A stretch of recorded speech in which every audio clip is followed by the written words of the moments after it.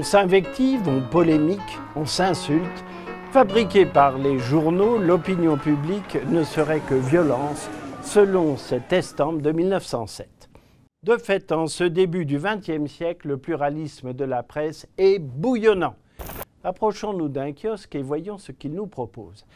Le 18 avril 1904, par exemple, l'amateur d'idées politiques découvre, sur la gauche, un nouveau venu baptisé l'Humanité. Ce journal, qui se dit socialiste quotidien, affiche des collaborateurs prestigieux, d'Aristide Briand à Léon Blum. Le directeur politique, Jean Jaurès, signe un éditorial intitulé « Notre but ». Il précise qu'il donnera des informations étendues, exactes, aux intelligences libres, avec un souci constant et scrupuleux de la vérité. 7 ans plus tard, le 31 juillet 1914, Jaurès le pacifiste est assassiné par un jeune étudiant nationaliste. Le journal changera de ligne politique jusqu'à devenir l'organe du PCF après 1920. À l'extrême droite de notre kiosque, on trouve l'Action française, le quotidien du nationalisme intégral, comme il est écrit. Le mot « information » ne figure pas dans cet éditorial. La vérité ici est celle de l'opinion et cette vérité consiste à restituer la France, je cite, aux Français en rétablissant la monarchie.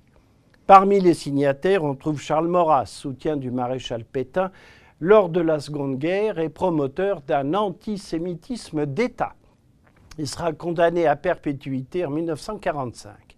Notre kiosque fourmille de titres de journaux et feuilles politiques. Il y en a de très vieux, comme Le Siècle, fondé en 1836, d'inspiration monarchiste, il deviendra républicain. Plus à gauche, nous avons aussi L'Intransigeant, apparu en 1880. Son éditorial intitulé « Merci » affirme bien sûr qu'il ne transigera sur rien. On peut faire confiance à Henri Rochefort, un anti-Dreyfusard. L'Intran, c'est le lointain ancêtre de Paris Match, eh oui. Tous ces journaux ne furent pas des quotidiens de masse.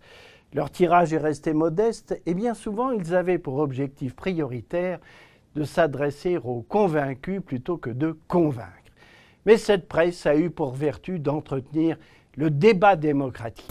Vous trouvez cela passionnant et vous avez bien raison, alors retrouvez-nous sur Retro News, le site de presse de la BNF.